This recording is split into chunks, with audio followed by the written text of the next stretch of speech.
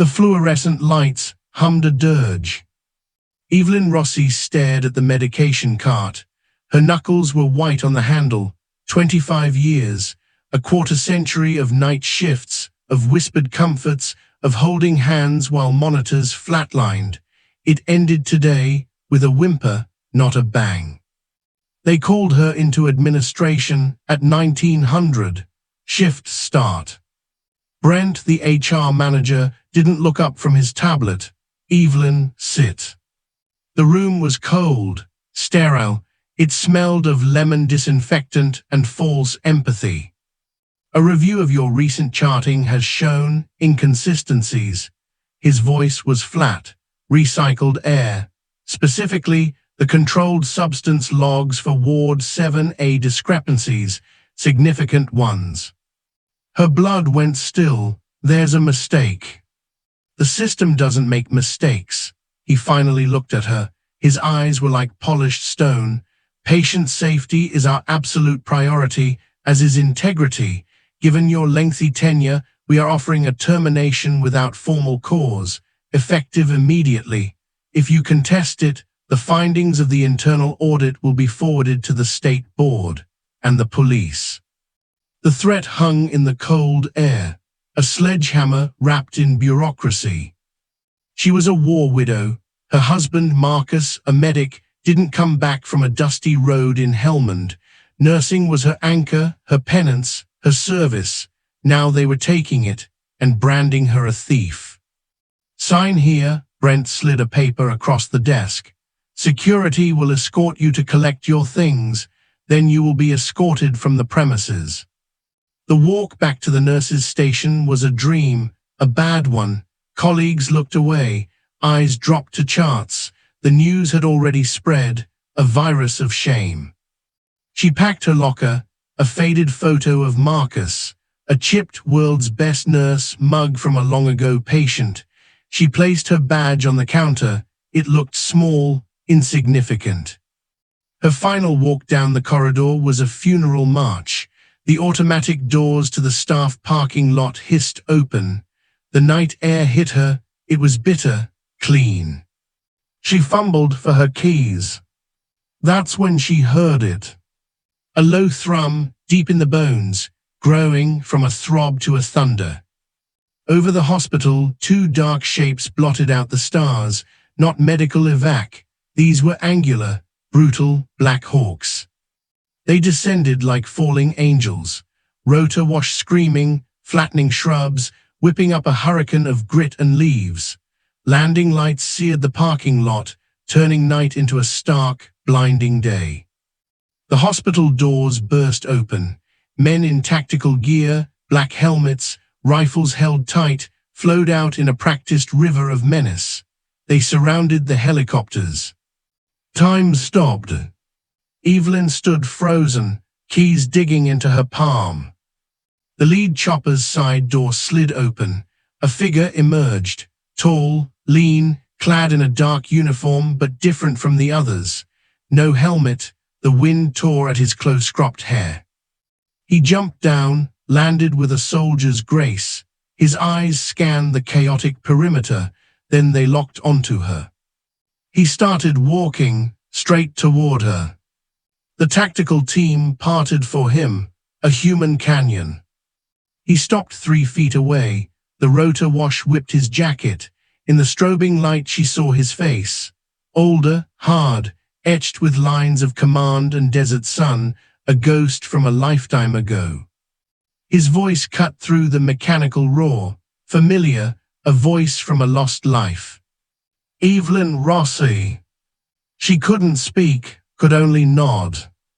Captain John Vickers, 75th Ranger Regiment. His eyes held hers, no pity, just urgent, grim certainty. We need you to come back inside, right now. I was just fired, I can't. Vickers took a step closer.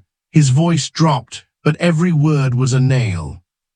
The man in the secure ICU, the one they brought in from the Federal Holding Center, he didn't have a severe allergic reaction.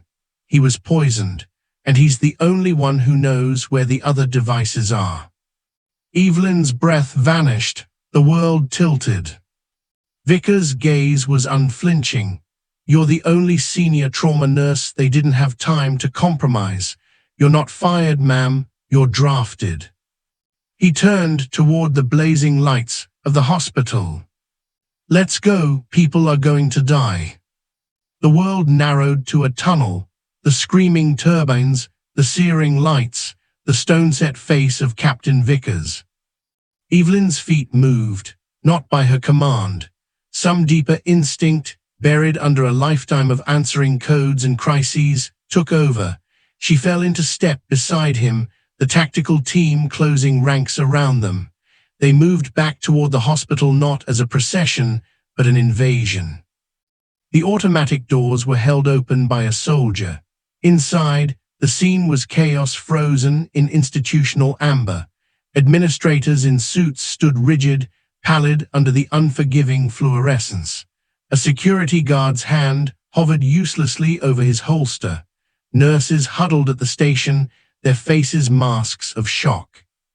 Brent from HR was there, his mouth a perfect O of outrage. He stepped forward, a bureaucrat to the last. Now see here, this woman is no longer. Vickers didn't break stride, he didn't even look at him. A single gloved hand came up, palm out, a gesture of absolute, unarguable negation. A soldier blocked Brent, cutting him off from view. They moved into the main corridor. The familiar scent of antiseptic and illness now smelled of fear and ozone. Vickers spoke, his voice low, for her alone. Patient is John Doe, admitted 300 hours, supposedly collapsed in custody, presented with tachycardia, hypotension, dilated pupils. Your night shift treated it as anaphylaxis, epinephrine, steroids. Evelyn's clinical mind engaged, cutting through the shock. Symptoms fit, but not specific.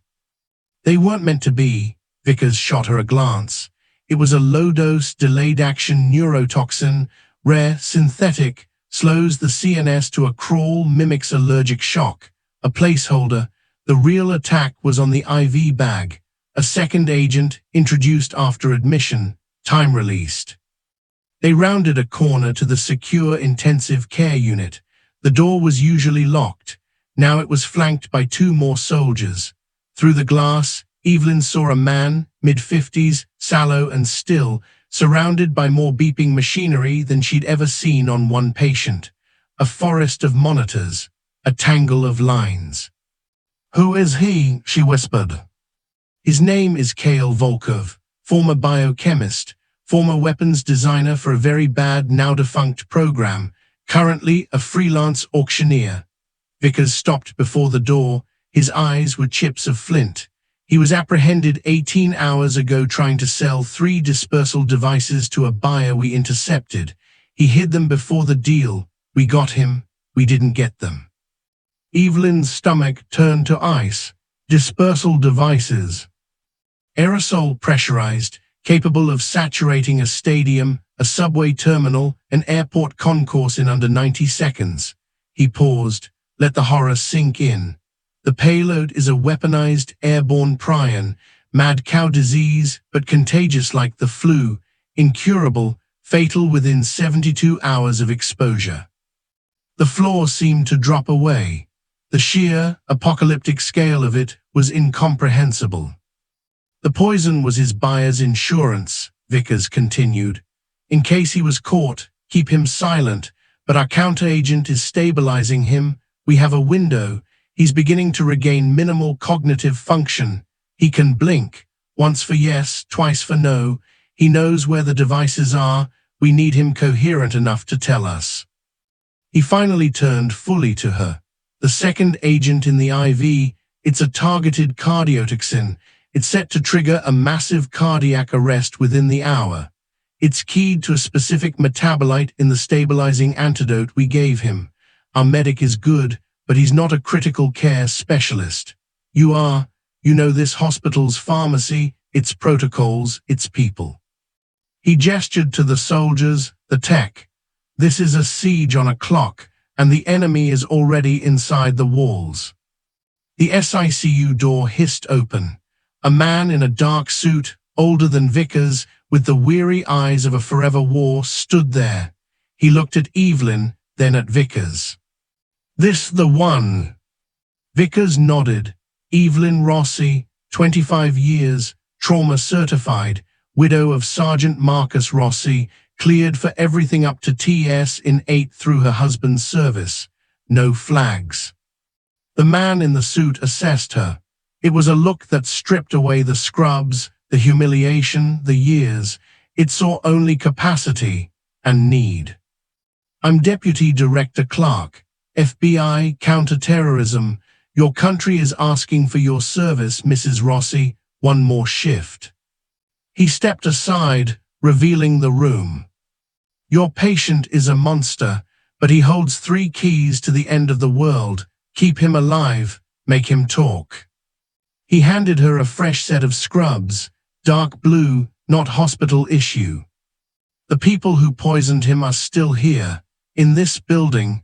They know the trigger is coming. They'll be waiting for it, watching for any deviation."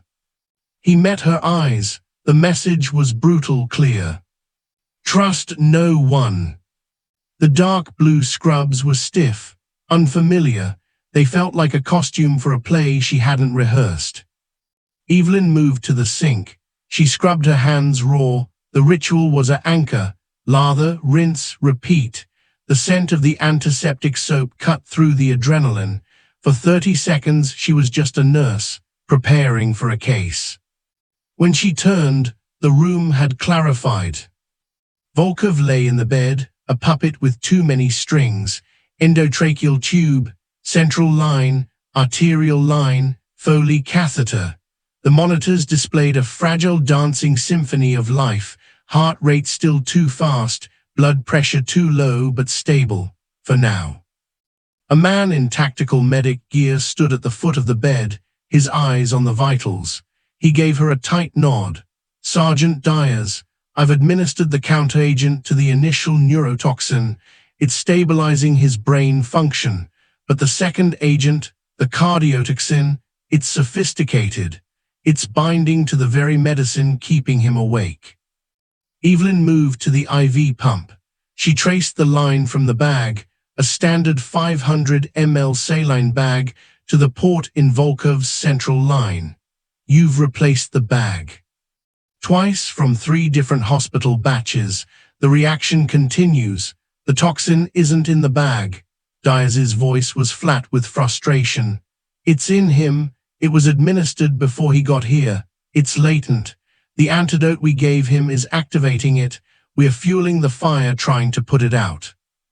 A timed biochemical booby trap. Evelyn's mind raced through pharmacology. "We need to flush his system, total volume exchange. But with his blood pressure, rapid hemodialysis could crash him." "Then slow it down," Vickers said from the doorway. He was a silhouette against the bright hall. "And talk faster." Evelyn ignored him. She was in her domain now. The patient, even this patient, was the problem. The moral quagmire around him was a luxury she didn't have time for. She examined Volkov, his pupils uneven, a slight rhythmic twitch in his left index finger, not a seizure, a signal. "He's trying to communicate," she said. "The twitch is deliberate, faint but patterned." Deputy Director Clark approached the other side of the bed. He leaned down, his voice calm, terrifyingly gentle. "Volkov, you feel the clock ticking, don't you? The pain in your chest. It's a seed, it's growing." Volkov's eyes, cloudy with poison and drugs, swiveled toward the sound. "1 blink for yes, 2 for no. Is the pain growing?" 1 slow, deliberate blink. "The devices are in the city." 1 blink. "Can they be remotely triggered?" 2 blinks, no. "They are on a timer." A pause, then 1 blink, yes. Clark's composure didn't flicker, but the air in the room tightened. "When?" Volkov's eye twitched. The finger tapped the sheet, a frantic, failing code. He can't give a number, Evelyn said. The cognitive load is too high. Ask simpler questions. Clark changed tack. Is the timer set for sunrise? 2 blinks. For noon tomorrow. 1 blink. A collective, silent shudder went through the room. Noon, 17 hours. Location, Clark's voice hardened.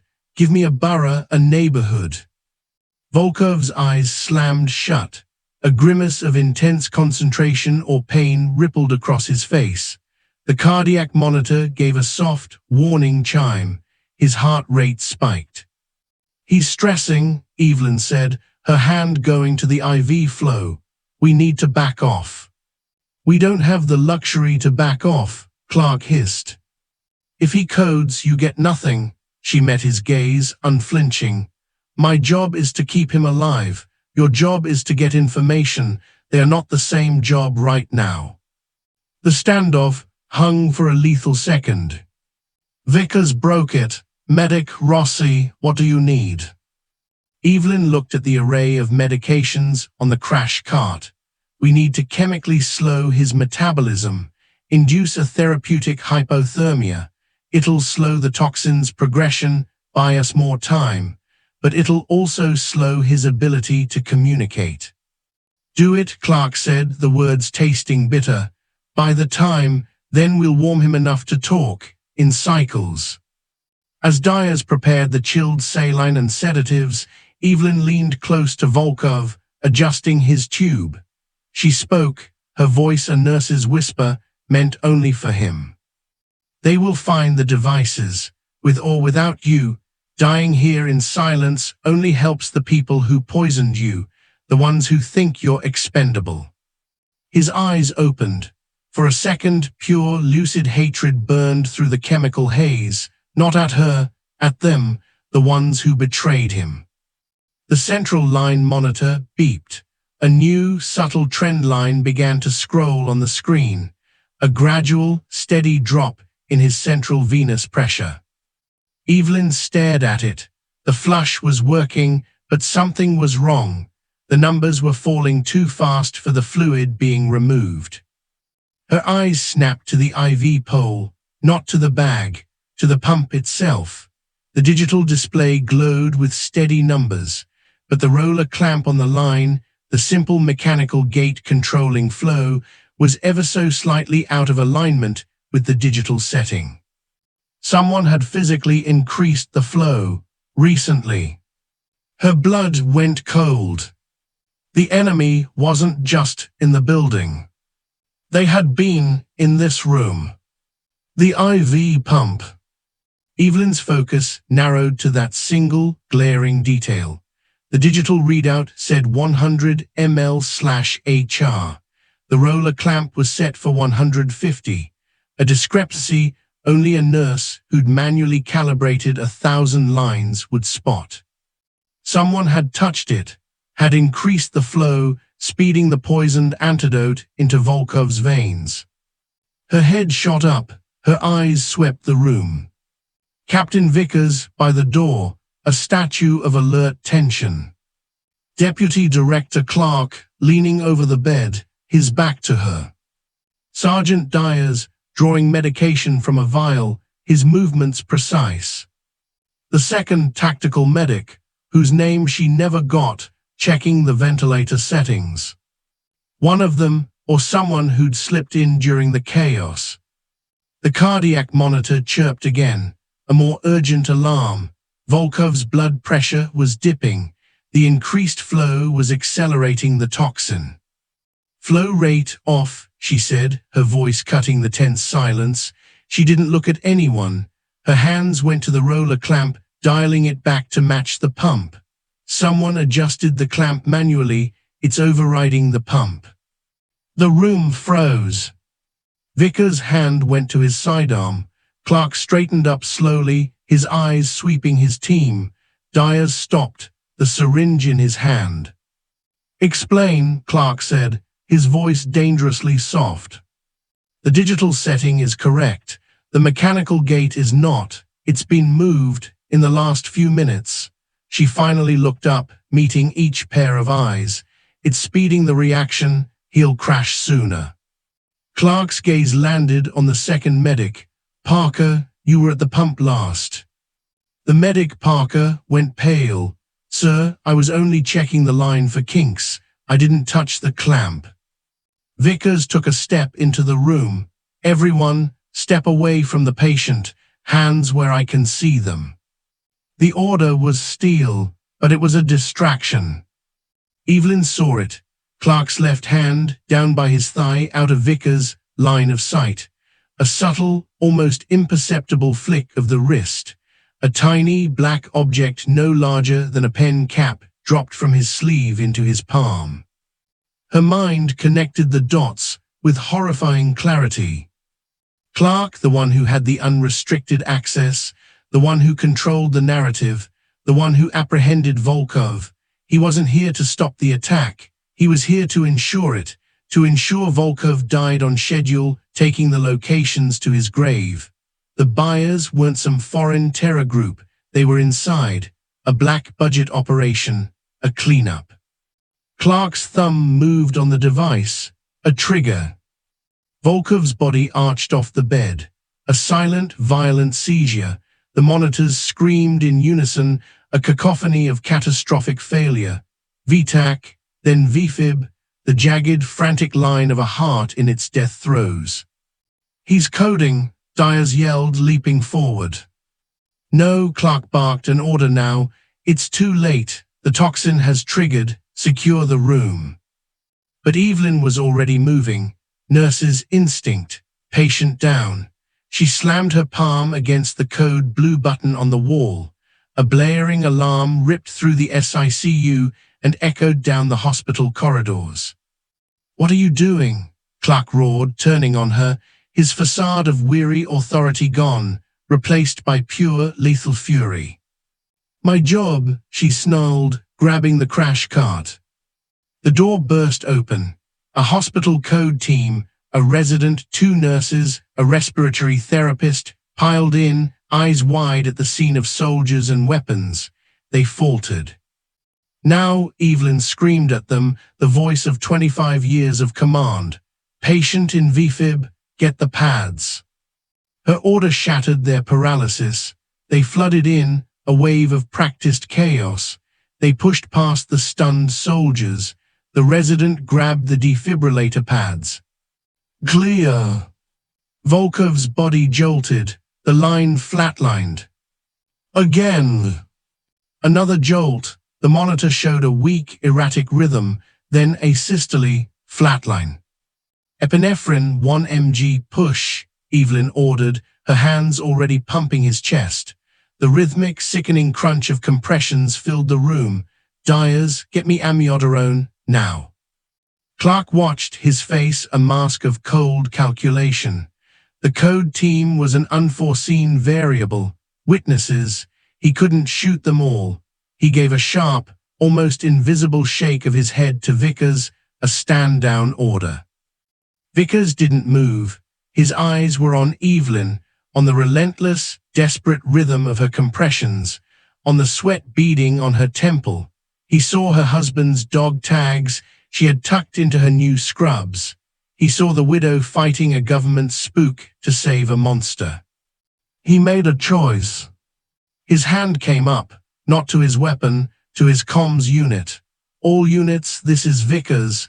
Deputy Director Clark is compromised. Detain him immediately. Chaos erupted. Clark moved like a snake.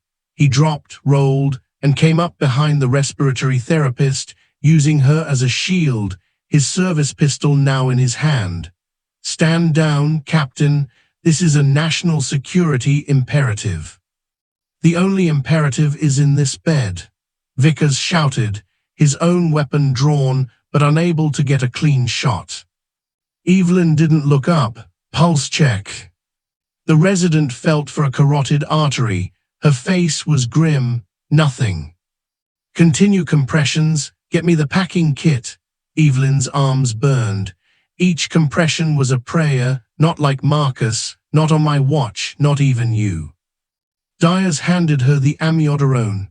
She injected it, her eyes locked on Volkov's grey face. "What's the point, nurse?" Clark spat from across the room, his voice tight. "He's a dead man. He was always a dead man. The devices will be found by the right people." Volkov's monitor flickered. A single blip. Then another. A slow idioventricular rhythm, a dying heart stumbling on. "We have a rhythm," the resident cried.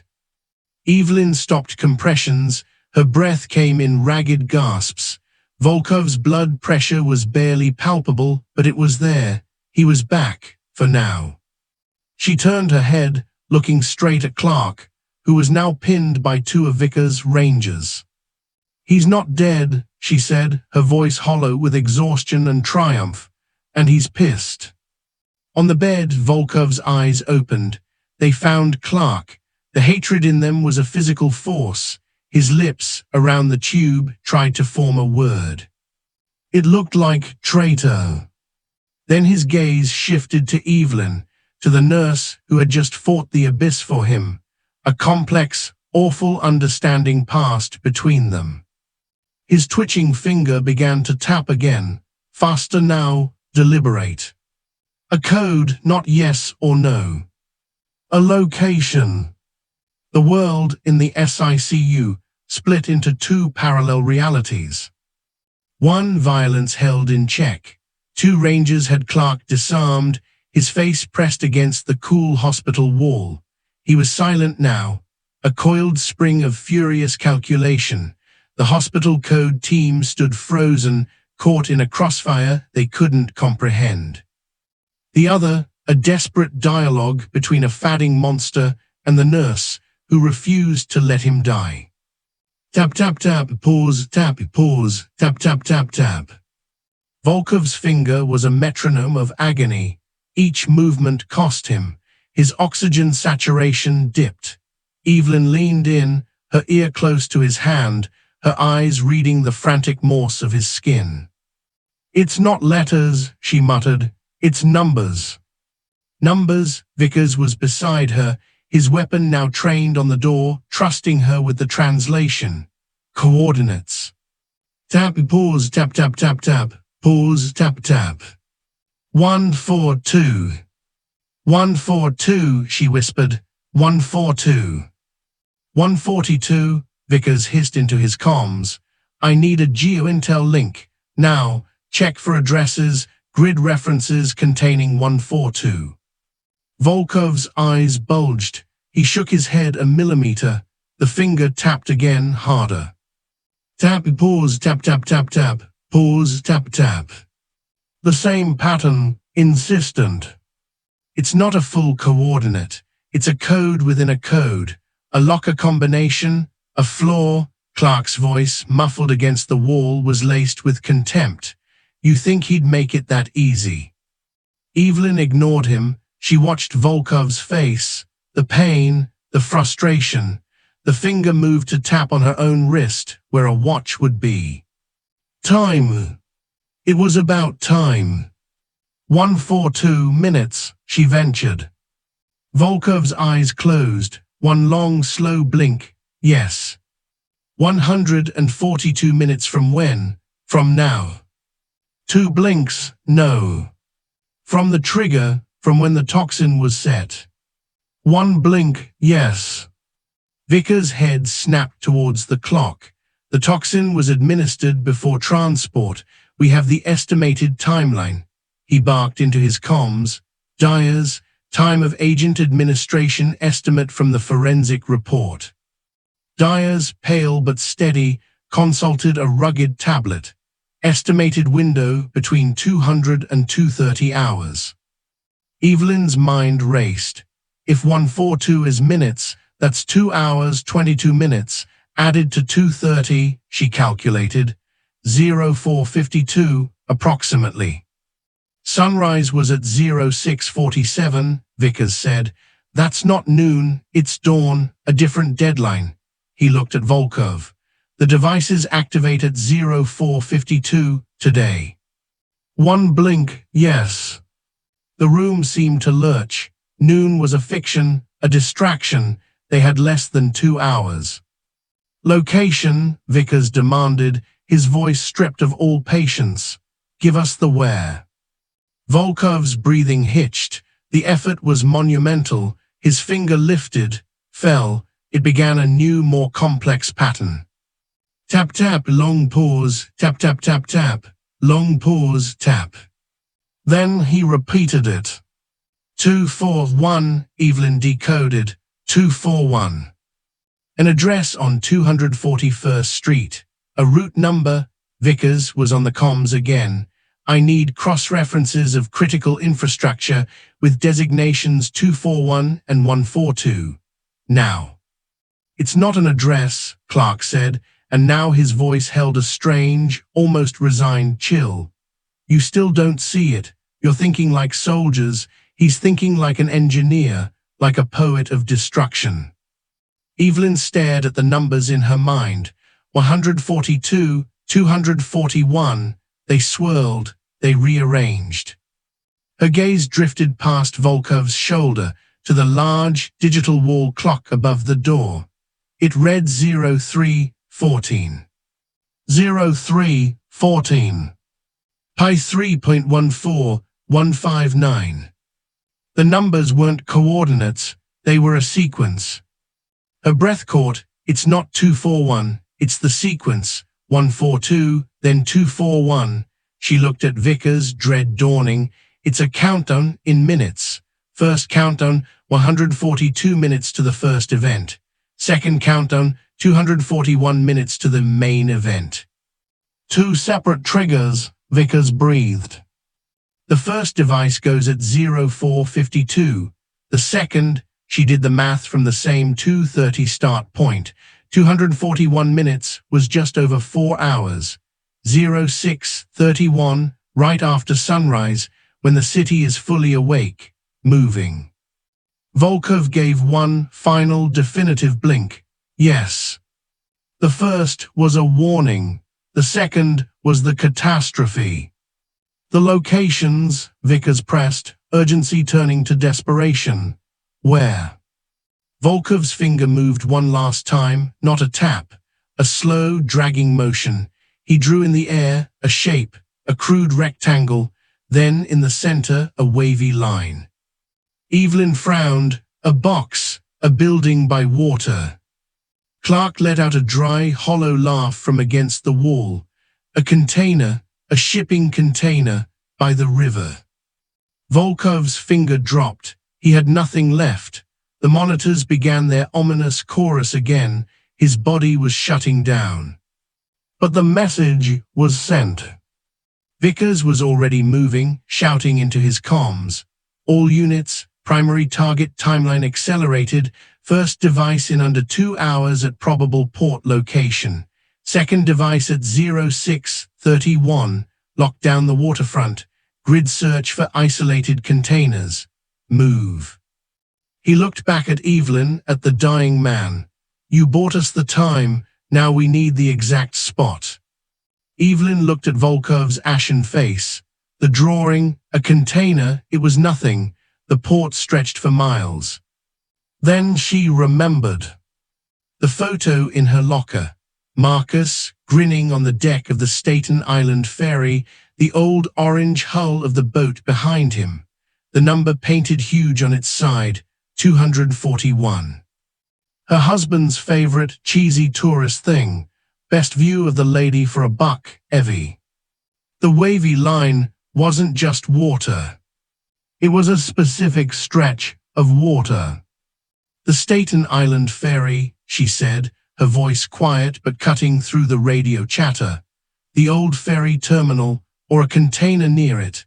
The number 241, it's a ferry hull designation. Vickers' eyes locked on hers. He didn't question, he relayed. Focus search on the old St. George terminal and adjacent cargo areas. Now. As the orders flew, Evelyn leaned close to Volkov. His pulse was a faint flutter under her fingertips. The first location, 142, what is it? His lips formed a single, silent word. She read it on the exhausted breath. Hospital. The word hung in the air, a poison all its own. Hospital. The first device was here, in the building, set to aerosolize a weaponized prion in the ventilation system at 0452 in less than 90 minutes. The code team stared, uncomprehending. Diaz's face went slack with horror. Vickers's knuckles were white on his rifle. Terminal airflow schematics. Now, he roared into his comms. Then he turned to Evelyn, his voice a controlled blade. He gave you the word. Did he give you anything else? A wing, a floor? Evelyn's mind was a scramble of blueprints and panic. The hospital was a maze of 7 wings, 12 floors, 2 basements. It could be anywhere. The air handlers are centralized, but the system has zones. If it's in the wrong zone, it'll flood the entire East Wing, including the ER, ICU, and maternity. Diaz finished, the reality dawning. Clark began to laugh again, a low, wet sound. You see, the beautiful irony. He chose the one place you'd all be too busy saving a monster to even think to look. The perfect delivery system. Sick, fragile hosts, constant movement. Visitors, newborns, first responders. It would spread from here to every corner of the city before anyone knew the source. Vickers crossed the room in 2 strides, hauling Clark around to face him. You knew it was here. That's why you wanted him dead on schedule, not to hide the other locations, to ensure this one worked. Clark's smile was ghastly. A controlled burn requires a spark, Captain. Sometimes you have to sacrifice a village to save the nation. A tragic, isolated outbreak, a contained horror. It would have justified every security measure, every funding request, for a generation. A nation scared is a nation obedient. He was admitting it all, because he knew they were out of time. Evelyn felt a cold clarity wash over her. She looked at Volkov. His eyes were glazing over, but a faint, terrible intelligence remained. He had chosen this place not just for efficiency, but for spite, for the ultimate defilement of a place of healing. The container, she whispered. He drew a container not just at the ferry, here too. Her eyes swept the room. Nothing. A shipping container wouldn't fit, but a storage container, a locker, a cadaver drawer. Vickers was already on it. The morgue, it's in the basement, isolated ventilation zone. It's the lowest traffic area, secure, cold temperatures could preserve the agent, Diaz said, grabbing his kit. Morgue in sub-basement 2, west corner, Evelyn confirmed, already moving toward the door. The hospital geography was etched into her soul. Vickers blocked her path. Rossi, you stay, you've done enough. She looked past him at Clark, at the monstrous calculus on display. You need someone who knows the basement layout, the shortcuts, the old boiler rooms, the sealed-off passages. The blueprints won't show them. She held his gaze. My husband died for a mission he believed in. I won't let this building die for one it doesn't. After a beat, Vickers nodded. Diaz with her. Parker, you're with me securing this room. He gestured to 2 other rangers. You escort Clark to the Black Hawk. Isolate him. The rest with me to the morgue. We move fast, we move quiet. No alarms. The procession moved into the hall, a river of black tactical gear with Evelyn, a lone figure in dark blue, at its heart. They bypassed the main elevators, heading for a service stairwell marked Authorized Personnel Only. As they descended into the concrete bowels of the hospital, the air grew colder. The hum of the upper floors faded, replaced by the groan of pipes and the shudder of ancient machinery. The lights were dim, flickering. Sub-basement 2. The corridor was long, lined with pipes and electrical conduits. At the far end, a heavy stainless steel door, morgue, authorized entry only. They approached with weapons raised. Vickers took position by the door handle, counted down silently with his fingers. 3, 2, 1. He yanked the door open.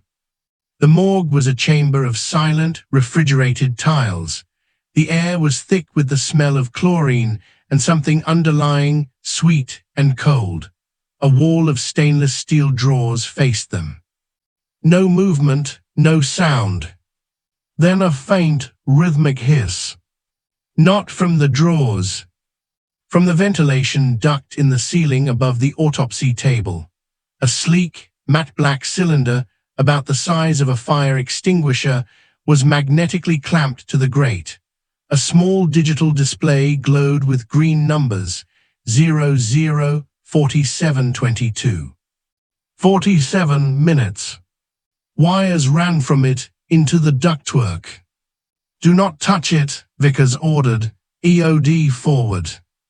An EOD specialist moved in, a scanner in hand. He circled the device. It's crude but effective. Pressure canister linked to a solenoid valve on the duct. Timer triggers the valve open. Canister empties into the airflow. No remote signal, just the clock. Can you disarm it? Yes, but there's a secondary trigger. The EOD tech's light settled on the canister. A mercury tilt switch. If the device is moved or jarred too much, it discharges immediately.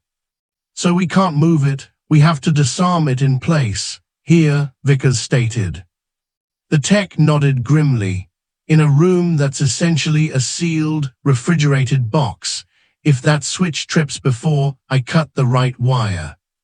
He didn't need to finish, they'd all be patient zero. Evelyn stared at the countdown. 004615.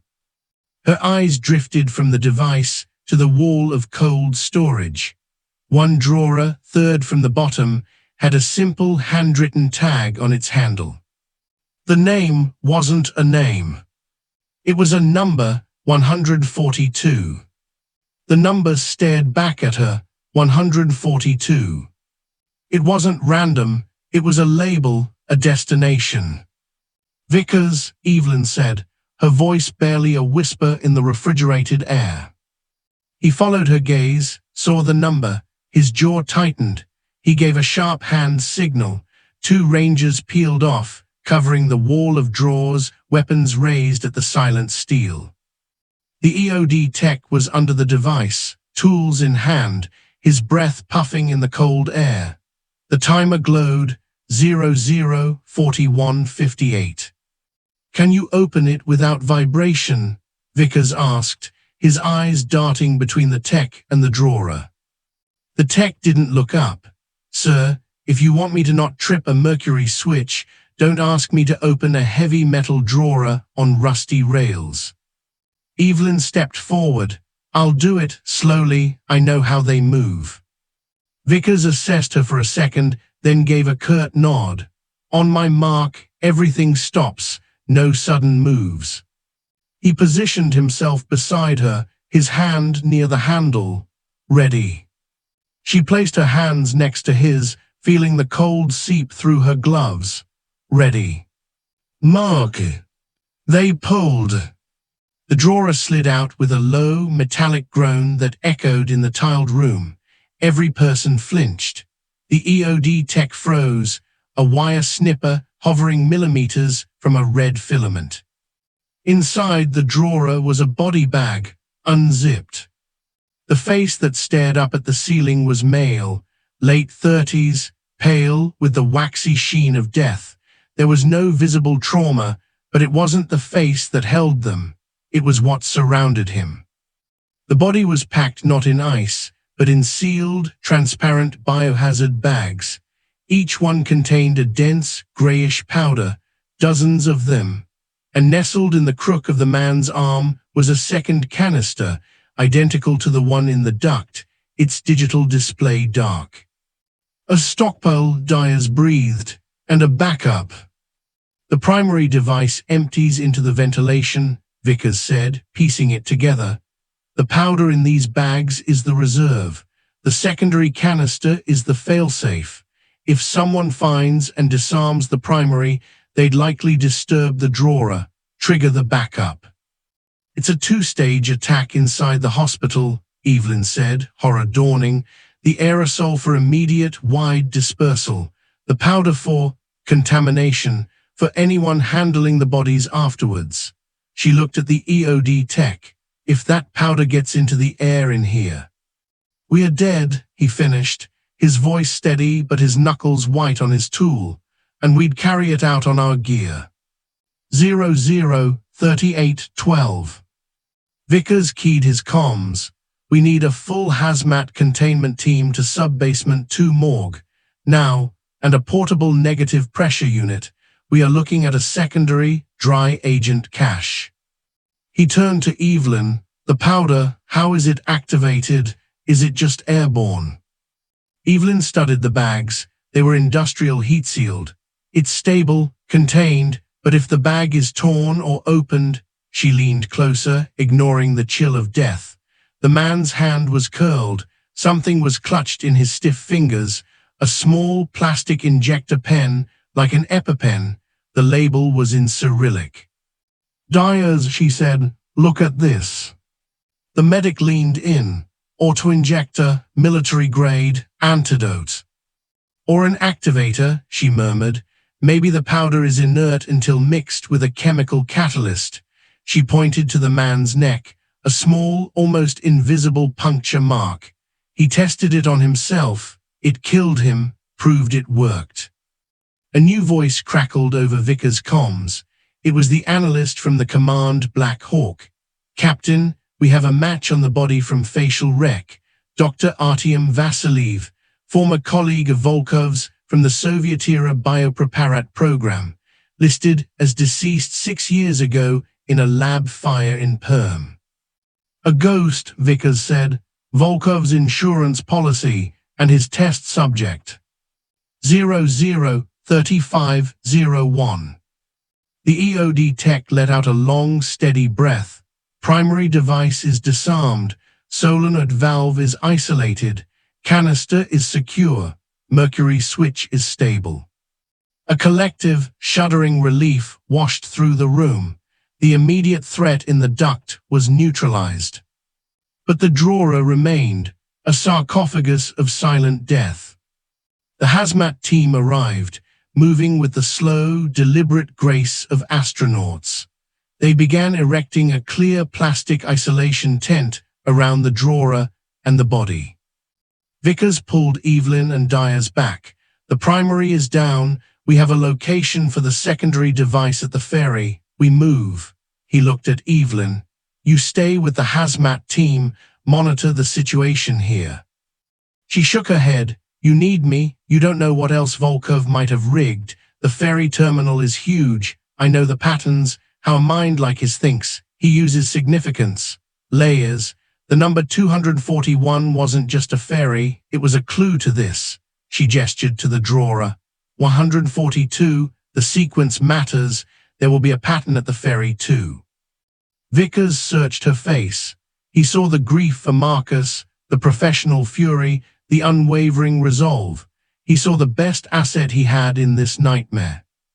Okay, he said, but you follow my lead. You are a consultant, not a soldier. Clear. Clear. As they turned to leave the morgue, Evelyn cast one last look at the drawer, now being enveloped by the containment tent.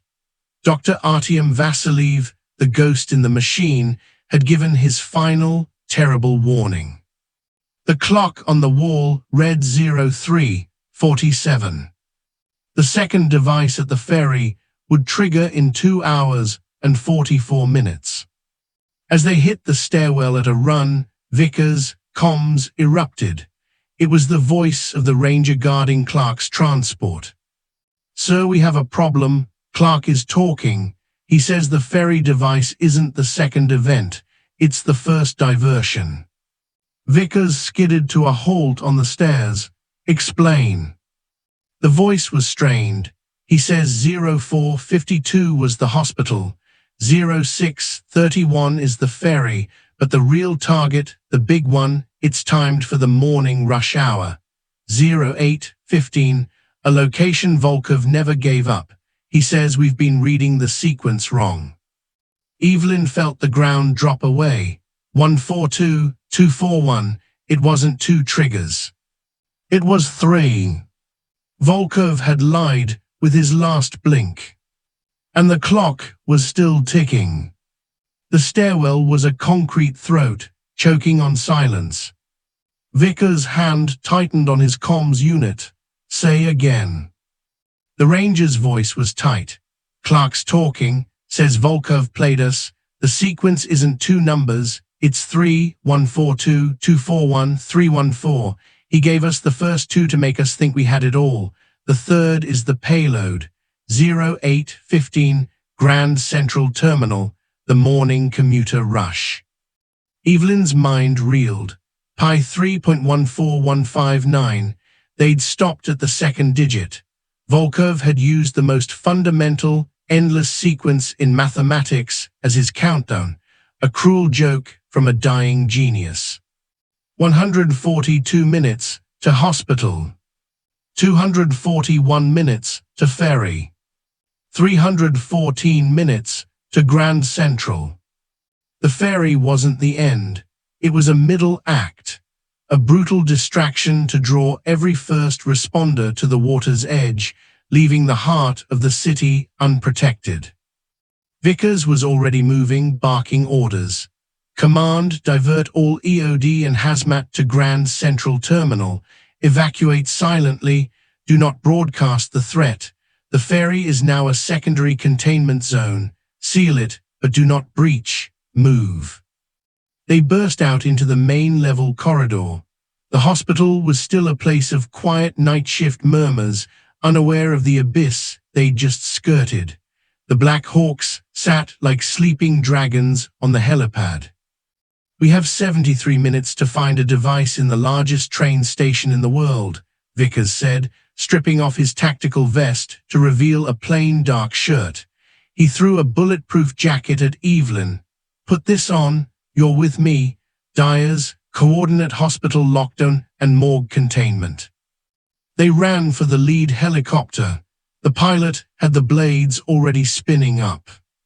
As they lifted into the pre-dawn gloom, the city spread out below, a grid of sleeping lights and dark rivers. Evelyn stared at the sprawling geometry of it. A man made of poison and numbers had turned it into a clockwork tomb. How do we find it? She yelled over the rotor thunder. The pattern, Vickers called back, studying a tablet map of Grand Central. He uses significance, layers. The hospital morgue drawer was 142. The ferry hull is 241.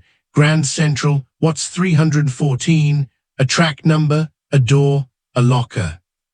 Evelyn closed her eyes. She thought of Marcus, of his love for this city's bones. He'd proposed to her at Grand Central under the celestial ceiling. He pointed out the secret of the Whispering Gallery. He'd shown her the hidden staircase near the oyster bar.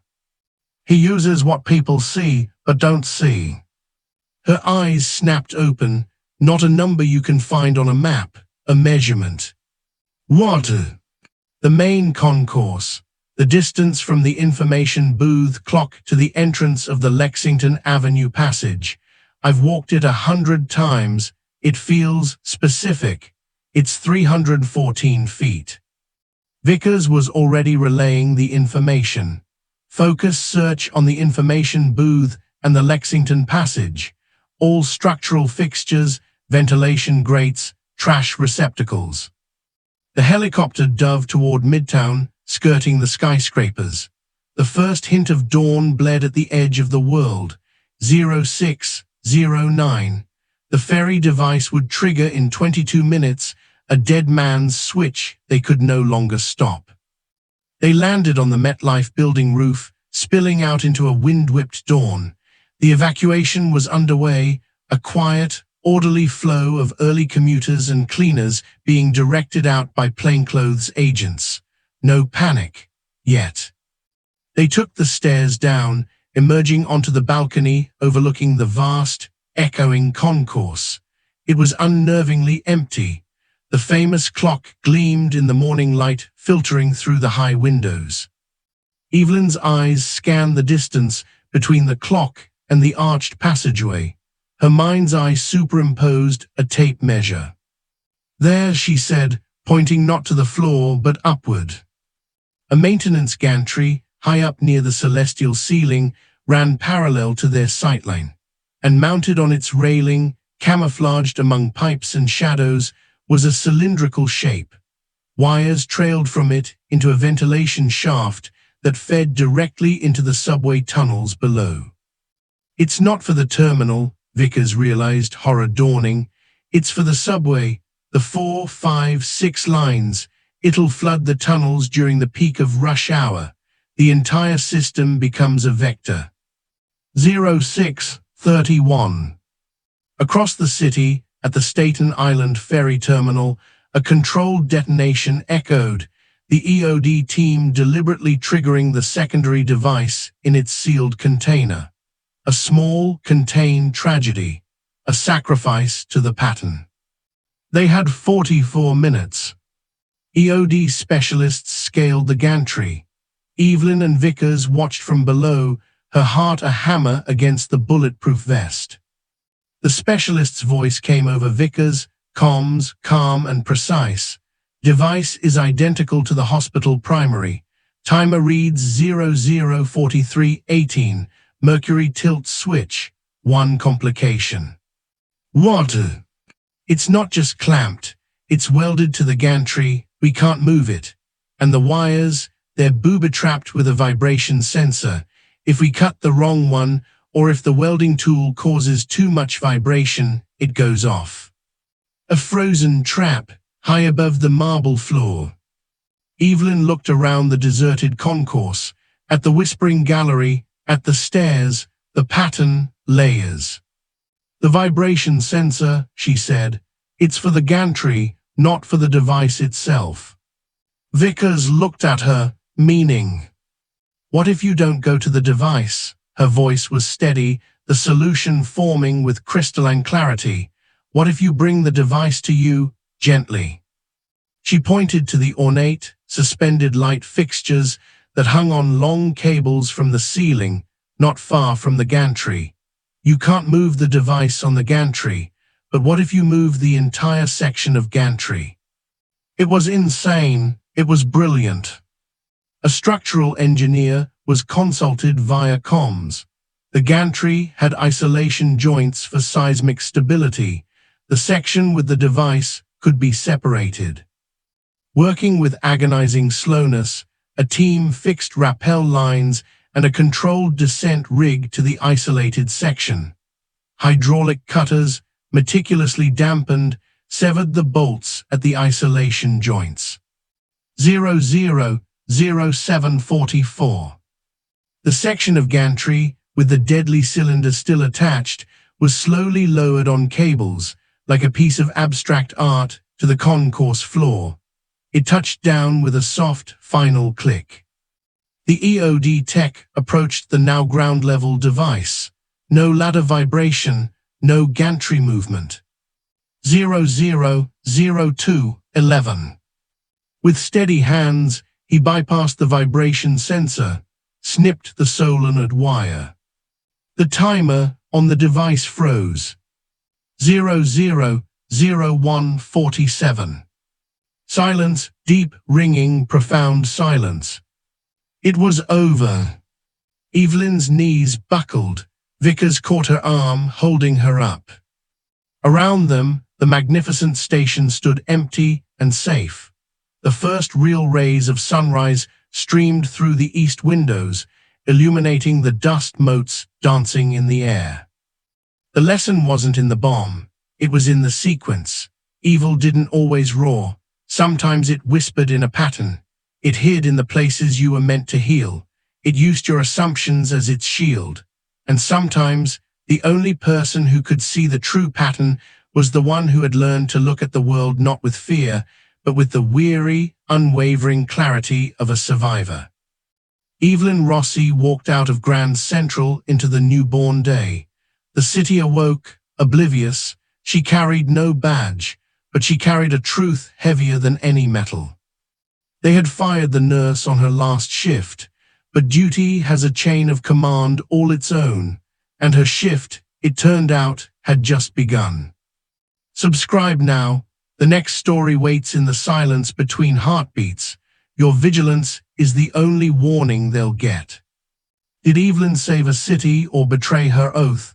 Tell us below. Stay tuned. Stay sharp.